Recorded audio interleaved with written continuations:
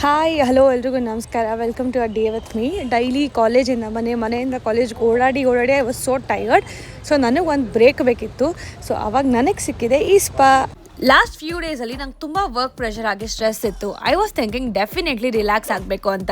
ಆಗ ಗೊತ್ತಾಯಿತು ಈ ಸ್ಪಾ ಆಲ್ರೆಡಿ ತಮಿಳ್ನಾಡಲ್ಲಿ ತುಂಬ ಫೇಮಸ್ ಆಗಿ ಈಗ ನಮ್ಮ ಬ್ಯಾಂಗ್ಳೂರ್ JP ನಗರಲ್ಲಿ ಓಪನ್ ಆಗಿದೆ ಅಂತ.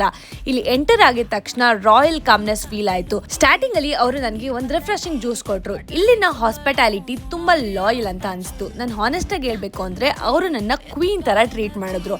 ಸ್ಪಾ ರೂಮ್ಗೆ ಎಂಟರ್ ಮಾಡಿದ ತಕ್ಷಣ ಸ್ಟ್ರೆಸ್ ಎಲ್ಲ ಬಾಯ್ ಅಂತ ಹೋಗ್ಬಿಡ್ತು. ನಾನಿಲ್ಲಿ ಬ್ಯಾಂಬೂ ಮಸಾಜ್ ಥೆರಪಿನ ತಗೊಂಡಿದ್ದೆ. ನನಗಿಲ್ಲಿ ಪರ್ಸ್ನಲಿ ಅವ್ರ ಮಸಾಜ್ ತುಂಬಾ ಇಷ್ಟ ಆಯಿತು. ತುಂಬ ಮಚ್ ನೀಡೆಡ್ ಅಂತ ಅನಿಸ್ತಾ ಇತ್ತು.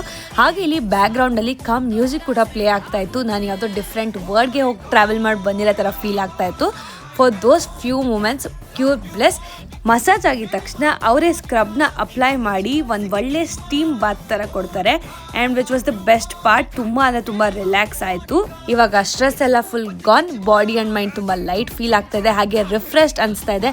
ಹಾನೆಸ್ಟಾಗಿ ಹೇಳಬೇಕಂದ್ರೆ ಇದು 200% ವರ್ತ್. ಬೆಸ್ಟ್ ಪಾರ್ಟ್ ಏನು ಅಂದರೆ ಈ ಸ್ಪಾ ಬರೀ ಸ್ಪಾ ಅಲ್ಲ, ಇದು ಫ್ಯಾಮಿಲಿ ಫ್ರೆಂಡ್ಲಿ ಸ್ಪಾ ಕೂಡ.